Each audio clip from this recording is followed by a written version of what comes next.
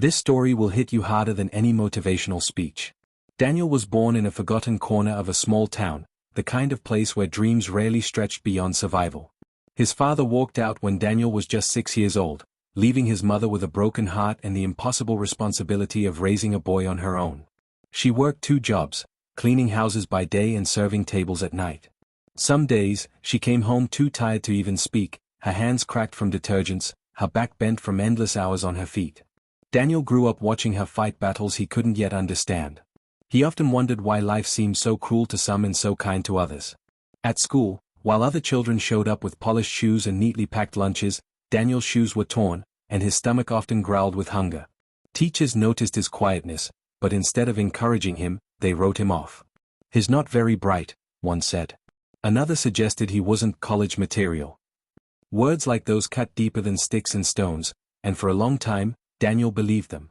By the time he turned 18, most of his friends were preparing to leave for universities in big cities. Daniel stayed behind. With no money and no guidance, he had no choice but to take a night job at a nearby factory. The work was brutal.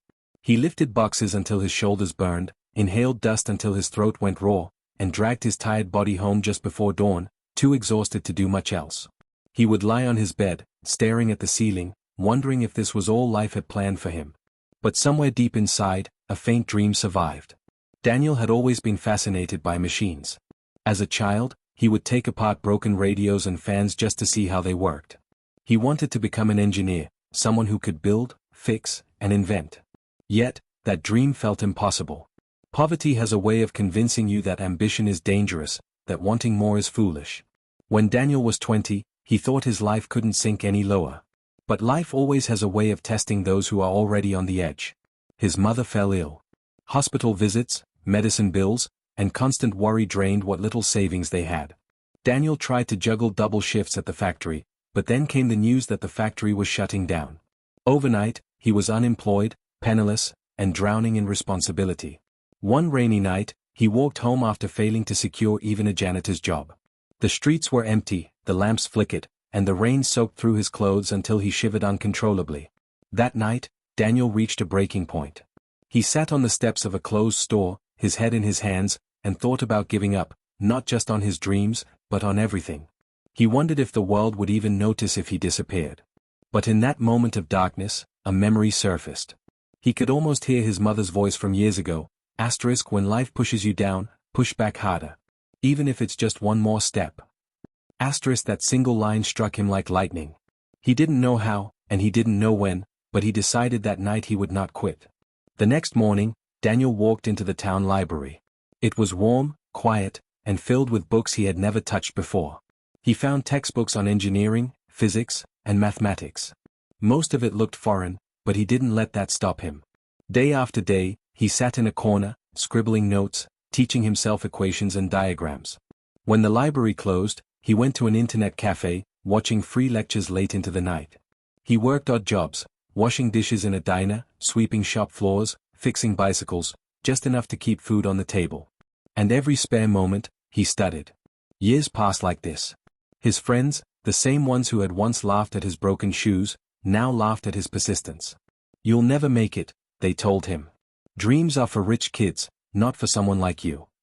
But Daniel no longer listened to their voices. He had learned to listen to his own. On his first attempt at the national entrance exam, he failed. He was crushed, but not broken. On his second attempt, he missed the mark again, this time by just a few points. For most people, that would have been the end. For Daniel, it was fuel. He studied harder than ever, memorizing formulas, solving problems until his eyes stung with fatigue. On his third attempt, he passed. The boy who once doubted his own intelligence was now accepted into an engineering college. It wasn't easy from there.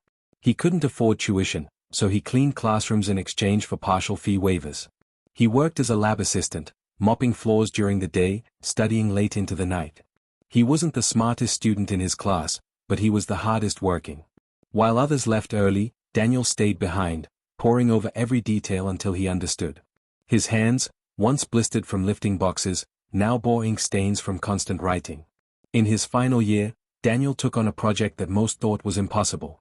He wanted to design a low-cost water filtration system for poor villages where children were dying from contaminated water. professors doubted him. Classmates dismissed the idea.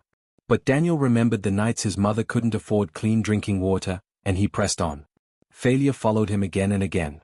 The first prototype leaked. The second was too expensive. The third clogged after just a few hours. But Daniel refused to give up. Every failure taught him something new, every setback sharpened his determination. After months of trial and error, he finally built a working model, affordable, efficient, and life-saving. Word spread quickly. A non-profit organization adopted his design and began installing the filters in rural villages. Families who had suffered for years finally had clean water to drink. Children stopped falling sick. Hope returned to places where despair once lived. Daniel's invention reached international recognition, earning awards and support from scientists and leaders across the globe. The boy who once carried boxes in a cold factory was now carrying hope to thousands of families. He had gone from being told he was not college material to standing on global stages, sharing his story, his invention, and his message. Daniel's journey wasn't built on luck, or even extraordinary talent. It was built on grit. On refusing to quit when quitting was the easiest option. On believing in one more step, even when the road seemed endless. And here's the truth, his story isn't unique because of who he was. It's powerful because it could belong to anyone. It could belong to you. Maybe you are standing in the rain right now, like Daniel once did, ready to give up. Maybe life has beaten you down, whispered that you're not enough, or convinced you that your dreams are foolish. But remember this, your breakthrough may be closer than you think. Success doesn't come to the smartest, or the luckiest. It comes to the ones who simply refuse to stop. So take one more step. Study one more hour. Try one more time. Push back harder. Because one day, like Daniel, you'll look back and realize, this story really did hit harder than any motivational speech.